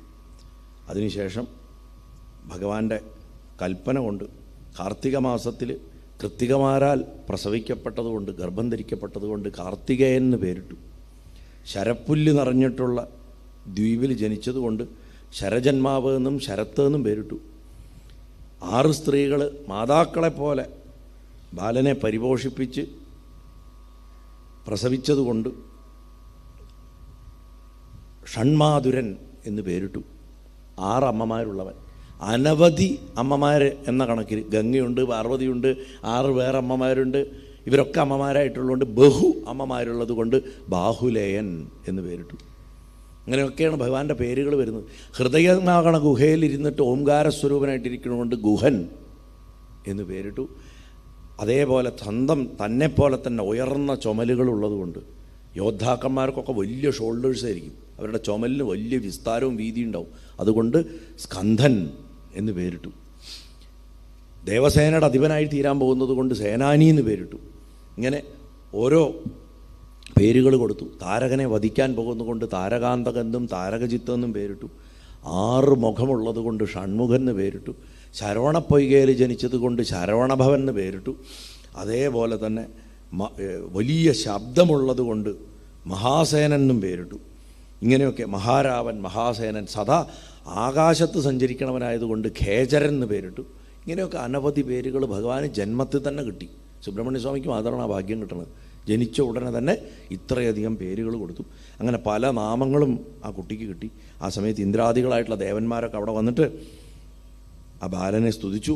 പിന്നീട് അവർ ആ ഭഗവാനെ ദേവസേനയുടെ അധിപനായിട്ട് വാഴിച്ചിട്ട് താരകാസുരനെ വധിക്കാൻ പറഞ്ഞു. അതിന് വേണ്ടിയിട്ട് അതിന് വേണ്ട ചടങ്ങുകളൊക്കെ ചെയ്ത് ഭഗവാന് 960 കോടി ഭൂതഗണങ്ങൾ, 33 കോടി ദേവന്മാർ, മറ്റ് പാർഷദന്മാർ, ഇങ്ങനെയൊക്കെ അടങ്ങുന്ന ഒരു മഹാസൈന്യത്തിനെ തന്നെ കൊടുത്തു. ഇന്ദ്രൻ തൻ്റെ പുത്രിയായിട്ടുള്ള ദേവസേനയെ വിവാഹവും ചെയ്തു കൊടുത്തു. ദേവസേന എന്ന് പറഞ്ഞാൽ വാസ്തവത്തിൽ നമ്മുടെ ശരീരത്തിലുള്ള നമ്മുടെ കഴിവുകളെയാണ് ദേവസേന എന്ന് പറയുന്നത്. ആ കഴിവുകൾ ഉണ്ടായിട്ട് കാര്യമില്ല, നടത്തിച്ചെടുക്കാൻ ഒരു ഇച്ഛാശക്തി വേണം. അതാണ് വള്ളി. ഇത് രണ്ടും ഉണ്ടായിട്ടും കാര്യമില്ല, നേരായിട്ടുള്ള അറിവ് വേണം. ഇല്ലെങ്കിൽ നമ്മൾ വികാരങ്ങൾക്ക് അടിമപ്പെട്ടിട്ട് പിന്നീട് അഹങ്കരിക്കുകയോ അല്ലെങ്കിൽ നിരാശരാവുകയോ ചെയ്യും. അതിനാണ് അറിവാകണ വേലും കൊടുത്തത്. ജ്ഞാനശക്തി, ഇച്ഛാശക്തി, ജ്ഞാനശക്തി, ക്രിയാശക്തി. അതിൽ ഇച്ഛാശക്തിയും ക്രിയാശക്തിയാണ് ദേവസേനയും വള്ളിയും വരിക. ക്രിയാശക്തി ദേവസേന, അല്ല ഇച്ഛാശക്തി ദേവസേന, ക്രിയാശക്തി വള്ളി. അതേപോലെ ജ്ഞാനശക്തി വേല്. ശരിക്കും സുബ്രഹ്മണ്യന് 3 ശക്തികളും 3 പത്നിമാരുമാണ്. വേലും പത്നീഭാവത്തിനാണ് ശരിക്കും നിൽക്കുന്നത്. അതിന് സ്ത്രീരൂപം ഇല്ലയെന്ന് മാത്രം, ആയുധരൂപമാണ് കൊടുത്തിരിക്കുന്നത്. അങ്ങനെ ഇരിക്കുമ്പോൾ സ്കന്ദൻ ജനിച്ചത് കണ്ടിട്ടും ദേവസേനയിൽ അഭിഷേകം ചെയ്യപ്പെട്ടിട്ട് ദേവസേനാധിപനായിട്ട് അഭിഷേകം ചെയ്തുകൊണ്ടും ദേവന്മാർക്ക് കോൺഫിഡൻസ് കൂടി. വെളുത്ത പക്ഷത്തിലെ ചന്ദ്രക്കല പോലെ സുന്ദരനായിട്ട് ഭഗവാൻ വളർന്നു വരാൻ തുടങ്ങി. ബുദ്ധി കൊണ്ട് ബൃഹസ്പതിയെ ജയിച്ചു, ശക്തി കൊണ്ട് ഇന്ദ്രനെയും ജയിച്ചു. അങ്ങനെ ഇരിക്കുമ്പോൾ ഒരു ദിവസം കൊച്ചുകുട്ടിയായിരുന്നപ്പോൾ ആകാശത്ത് ചന്ദ്രനെ കണ്ടപ്പോൾ അത് പഴമാണെന്ന് വിചാരിച്ചിട്ട് ഹനുമാൻ സൂര്യനെ പിടിക്കാൻ ചാടിയതുപോലെ ഒറ്റ ചാട്ടം ചാടി. ബ്രഹ്മാവ് ഇങ്ങനത്തെ പ്രവൃത്തി ചെയ്യാൻ പാടില്ല കുട്ടി, ഇങ്ങനത്തെ വികൃതിയൊന്നും കാണിക്കരുത് എന്ന് പറഞ്ഞിട്ട് അവിടെ ശാസിച്ചിരുത്തി. അങ്ങനെ ഇരിക്കുന്ന സമയത്ത് ഭഗവാൻ ഇത് മനസ്സിൽ വെച്ചു. ബ്രഹ്മാവ് തന്നെ ചീത്ത പറഞ്ഞത്, വഴക്ക് പറഞ്ഞത് മനസ്സിൽ വെച്ചു. അങ്ങനെ ഒരു ദിവസം മഹാദേവൻ ശ്രീപാർവതോടൊപ്പം കൈലാസത്തിൽ ഇരിക്കുന്ന സമയത്ത് അച്ഛനെയും അമ്മയും പോയിട്ട് നമസ്കരിച്ചു സ്കന്ദൻ. എന്നിട്ട് പറഞ്ഞു, അച്ഛാ, 3 ലോകത്തിനും ഗുണകരമായിട്ടുള്ള പല കാര്യങ്ങളെ പറ്റിയിട്ട് ഞാൻ കേട്ടിട്ടുണ്ട്. എല്ലാ പാപങ്ങളെയും അകറ്റുന്നതും എല്ലാം നേടിത്തരുന്നതായിട്ടുള്ള പല പല വ്രതങ്ങളും ഉപാസനകളെയും കുറിച്ചിട്ടും ഞാൻ കേട്ടിട്ടുണ്ട്. അമ്മ ഓരോ ചോദ്യങ്ങൾ ചോദിക്കുമ്പോൾ അച്ഛൻ അതൊക്കെ പറഞ്ഞു കൊടുക്കണം. അമ്മയുടെ മടിയിലിരുന്നിട്ട് ഞാൻ ഇതൊക്കെ കേൾക്കാറുണ്ട്. സത്യത്തിൽ ഈ ജ്യോതിഷം, വൈദ്യം, ധനുർവിദ്യ, ഇതൊക്കെ ശ്രീപാർവതി ചോദ്യങ്ങൾ ചോദിക്കും. മഹാദേവൻ ഇതിനൊക്കെ ഉത്തരം പറഞ്ഞു കൊടുക്കും. അതുമാതിരി ചിലപ്പോൾ ശിവൻ ചില ചോദ്യങ്ങൾ ചോദിക്കും, അതിനുള്ള ഉത്തരമൊക്കെ അമ്മ പറഞ്ഞു കൊടുക്കും. ഇത് രണ്ടും, ആഗമം ശിവൻ അമ്മയ്ക്ക് പറഞ്ഞു കൊടുത്തത്, നിഗമം അമ്മ മഹാദേവന് പറഞ്ഞു കൊടുത്തത്, ആത്മാവ് പ്രകൃതിക്ക് പറഞ്ഞു കൊടുക്കുന്നത്, പ്രകൃതി ആത്മാവിന് പറഞ്ഞു കൊടുക്കുന്നത്, ഇതൊക്കെ ഈ അമ്മയുടെ മടിയിലിരുന്നിട്ട് ഈ കുട്ടി കേട്ട് പഠിച്ചിട്ടുണ്ട്. അങ്ങനെ സുബ്രഹ്മണ്യ സ്വാമിയാണ് മനുഷ്യൻ ഇതൊക്കെ പറഞ്ഞു തന്നതെന്നാണ്. അതുകൊണ്ടാണ് ജ്യോതിശാസ്ത്രത്തിൻ്റെ ദേവൻ, രാശിചക്രങ്ങളുടെ ദേവൻ, ജ്യോതിഷത്തിൻ്റെ ദേവൻ സുബ്രഹ്മണ്യനാണ്, സിദ്ധവൈദ്യത്തിൻ്റെ ദേവൻ സുബ്രഹ്മണ്യനാണ്. ഇത് മുഴുവൻ ശിവൻ പറഞ്ഞു കൊടുക്കുന്നത് അമ്മയുടെ മടിയിലിരുന്ന് കേട്ട് പഠിച്ചിട്ട് മനുഷ്യരുടെ നന്മയ്ക്ക് വേണ്ടി മനുഷ്യർക്ക് പറഞ്ഞു കൊടുത്തത് ശ്രീമുരുകനാണ്. അത്രയും മഹത്വമാണ് ഭഗവാനുള്ളത്.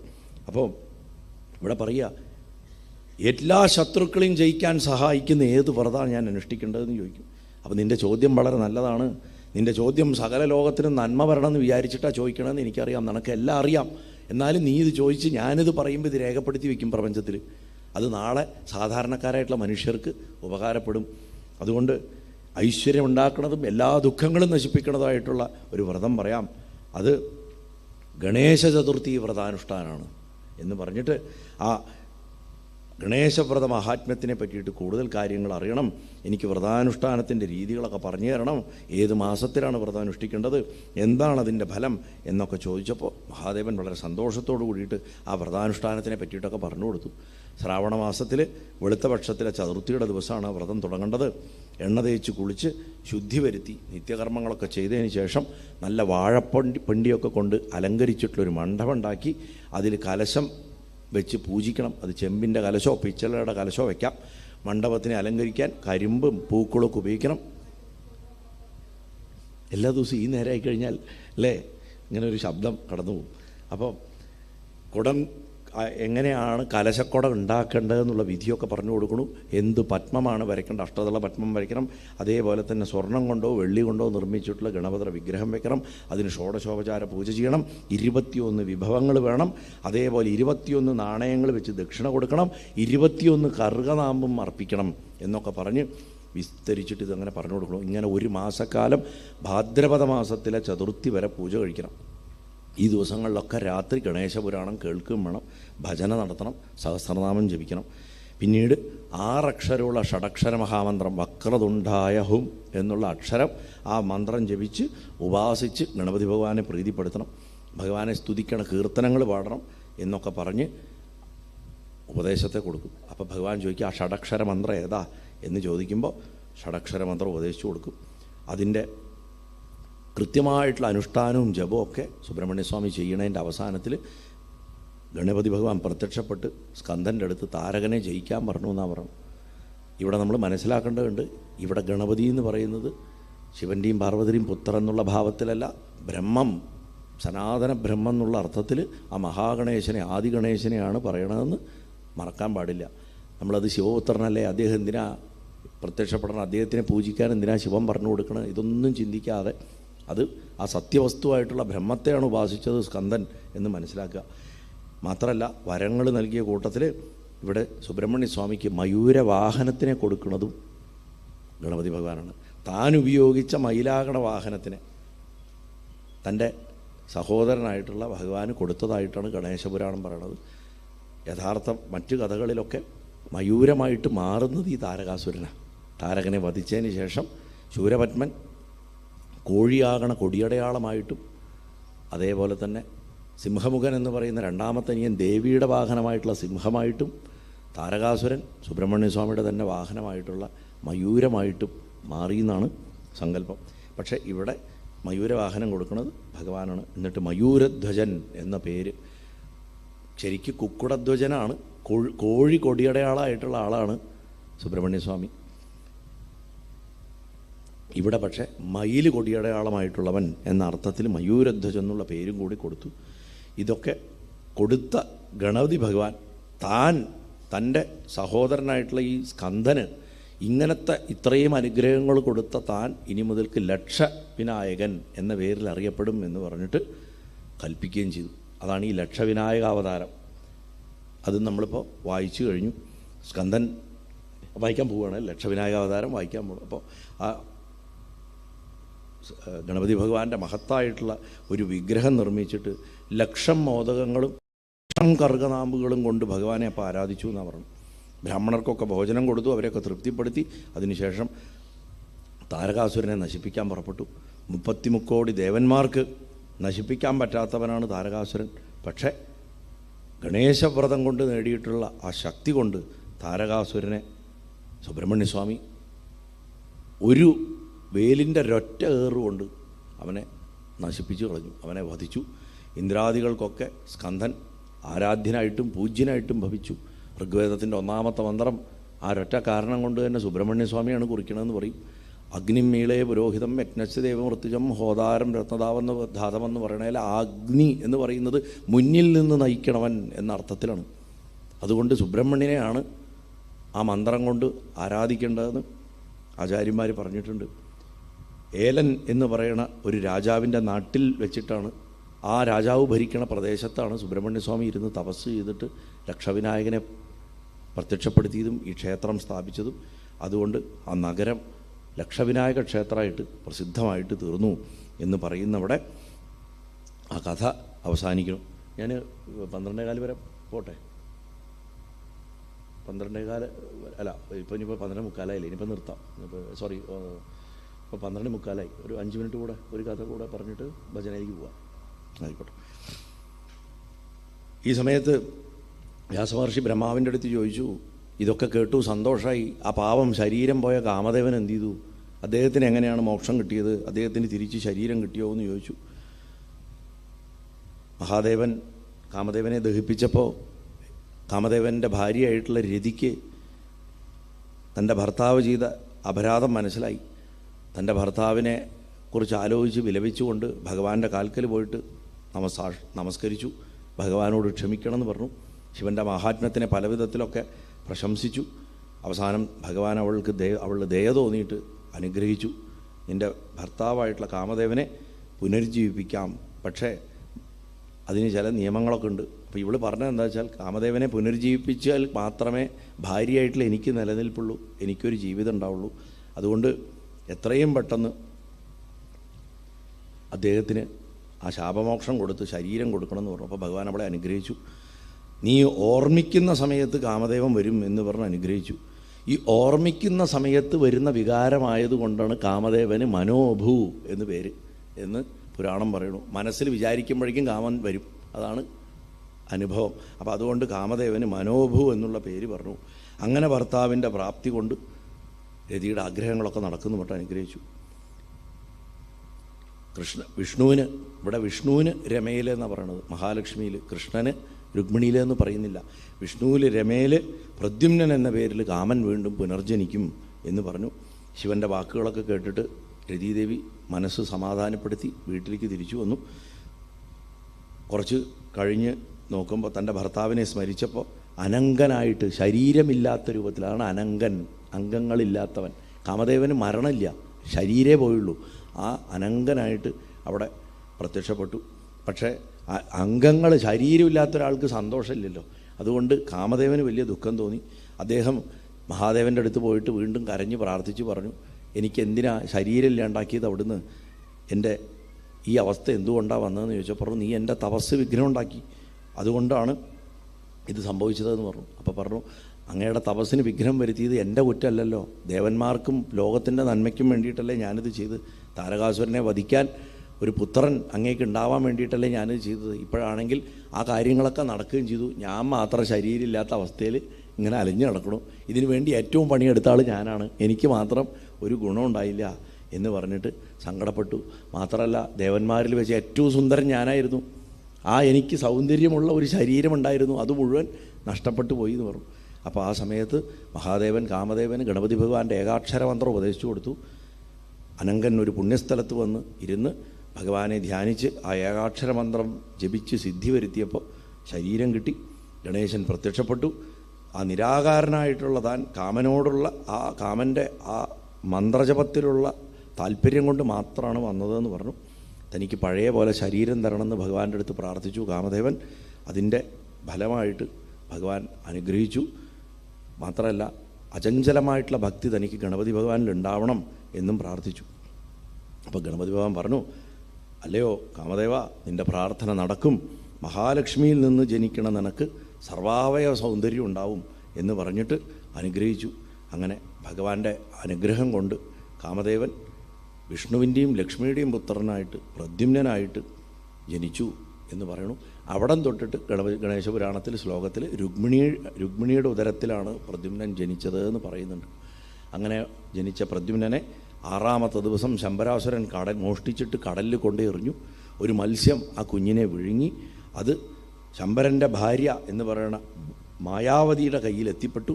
അവൾ കറി ഉണ്ടാക്കാൻ വേണ്ടി മത്സ്യത്തെ മുറിച്ചപ്പോൾ അതിൻ്റെ ഉള്ളിൽ ഒരു കുട്ടിയെ കണ്ടു. അതിനെ വളർത്തി. നീ വളർത്തുന്നത് കാമദേവനെയാണെന്ന് നാരദ മഹർഷി മായാവതിയെ അറിയിച്ചു. മായാവിദ്യകളൊക്കെ പഠിച്ച പ്രദ്യുമ്നൻ താമസിയാണ്ട പ്രായപൂർത്തിയായപ്പോൾ ശംബരാസുരനെ നിഗ്രഹിക്കുകയും രതിയുടെ പുനർജന്മമായിട്ടുള്ള മായാവതിയെ സ്വീകരിക്കുകയും ചെയ്തു എന്ന് പറയണു. ഇതിലിവിടെ മറ്റു പുരാണങ്ങളിൽ നിന്ന് വരുന്നൊരു വ്യത്യാസം എന്താണെന്ന് വെച്ച് കഴിഞ്ഞാൽ, മറ്റു പുരാണങ്ങളിൽ ഈ മായാവതി അടുക്കളക്കാരിയാണ്, ഇവിടെ ശംബരൻ്റെ ഭാര്യയാണെന്ന് പറഞ്ഞു വെച്ചിരിക്കുന്നു. അങ്ങനെ അതിനുശേഷം മായാവതിയോട് കൂടിയിട്ട് പ്രദ്യുമ്നൻ സരസ്വതിയുടെ നഗരത്തിലേക്ക് പോയി. പ്രദ്യുമ്നൻ ലോകപ്രസിദ്ധനായി, ദേവന്മാർക്കൊക്കെ ആരാധ്യനായി. രുക്മിണി തുടങ്ങിയിട്ടുള്ള സ്ത്രീകളൊക്കെ പ്രദ്യുമ്നനെ രണ്ടാമത്തൊരു കൃഷ്ണനെ പോലെ ആരാധിച്ചു എന്ന്. കാരണം കണ്ടാൽ ഭഗവാനെ പോലെ തന്നെ ഇരിക്കുമായിരുന്നു. നാരദനിൽ നിന്നും പ്രദ്യുമ്നൻ്റെ പൂർവ്വകഥകളൊക്കെ അവർ മനസ്സിലാക്കി. പ്രദ്യുമ്നൻ ജനിച്ചപ്പോൾ നഗരമൊക്കെ സന്തോഷത്തിൽ മുഴുകിയിരുന്നു. അന്ന് തന്നെ രതിയും കാമദേവനും തങ്ങൾക്കിനി ഒന്നിച്ചാവാൻ പറ്റുമല്ലോ എന്നുള്ള സന്തോഷം അനുഭവിച്ചിരുന്നു എന്നൊക്കെ പറഞ്ഞിട്ടാണ് ആ പുരാണഭാഗം അവസാനിക്കുന്നത്. അങ്ങനെ ആ ദണ്ഡകാരണ്യത്തിൽ ജനസ്ഥാനം എന്ന് പറയുന്ന ഒരു പ്രദേശമുണ്ട്. ആ പ്രദേശത്ത് പ്രതിഷ്ഠിക്കപ്പെട്ടിട്ടുള്ള ഗണപതിയുടെ മഹിമ വളരെയധികം ശ്രേഷ്ഠമാണ്. അവിടെ വെച്ചിട്ട് തന്നെയാണ് കാമദേവൻ ഗണപതിയെ തപസ് ചെയ്തത്. മാത്രമല്ല, അവിടെ വെച്ചിട്ട് തന്നെയാണ് രാമൻ ശൂർപ്പണഖയുടെ നാസാച്ഛേദം ചെയ്തത്. ആ പ്രദേശത്തിനെ നാസിക് എന്ന് പറയും. നാസികം മൂക്ക് വെട്ടിയ സ്ഥലമാണല്ലോ നാസിക് എന്ന് പറയുന്ന സ്ഥലം. നമ്മളിന്ന് പ്രസിദ്ധമായിട്ടുള്ള നഗരം. ശൂർപ്പണഖയുടെ മൂക്ക് വെട്ടിയ സ്ഥലമാണ് നാസിക്. അവിടെ തന്നെ ഒരു സ്കൂൾ ഗ്രൗണ്ട് ഉണ്ട്. ആ സ്കൂൾ ഗ്രൗണ്ടിലാണ് ജടായു വീണത്. ശരിക്കും ജനസ്ഥാനം എന്ന് പറയും. പക്ഷെ നമ്മളിന്ന് ജടായു പാറയും തമിഴ്നാട്ടിൽ എല്ലാവിടെയും ജടായു വീണ ധാരാളം കുന്നുകളിലായിട്ട് പറയും. യഥാർത്ഥത്തിൽ ജടായു വീണ സ്ഥലം നാസിക്കിലുള്ള ഒരു സ്കൂൾ ഗ്രൗണ്ട് നിൽക്കുന്ന ഒരു സ്ഥലമുണ്ടെന്ന്, അവിടെയാണത്. അങ്ങനെ ആ പ്രദേശത്ത് ശേഷൻ ഷഡക്ഷരമന്ത്രം കൊണ്ട് ഗണേശനെ ആരാധിച്ചിരുന്നു. അതേപോലെ ആരാധിക്കാൻ കാമദേവന് സാധിച്ചില്ല. കാമദേവൻ ഏകാക്ഷരമന്ത്രം കൊണ്ട് മാത്രം ആരാധിച്ചു. അതുകൊണ്ട് ആ പ്രദേശത്ത് മോദകങ്ങൾ പോലെ ഉരുളങ്കല്ലുകൾ ഉണ്ടായി എന്ന് ഇങ്ങനൊരു കഥ അതിൽ പറയണു. ഇങ്ങനെയൊക്കെ കേട്ട് ഇങ്ങനെ ആ പ്രദേശത്തിൻ്റെ മഹിമയൊക്കെ ധാരാളം പറഞ്ഞു കൊടുക്കും. വ്യാസമഹർഷി ബ്രഹ്മദേവൻ്റെ അടുത്ത് ഈ ശേഷസർപ്പം എങ്ങനെയാണ് ഗണേശനെ ആരാധിക്കാനിടയായത് എന്നൊരു ചോദ്യം ചോദിക്കും. അതിൻ്റെ ഉത്തരമായിട്ടുള്ള ആ കഥ നമുക്ക് കേൾക്കാം. നാരായണ സർവത്ര ഗണേശനാമ സങ്കീർത്തനം. ഓം ഗം ഗണപതേ നമഃ.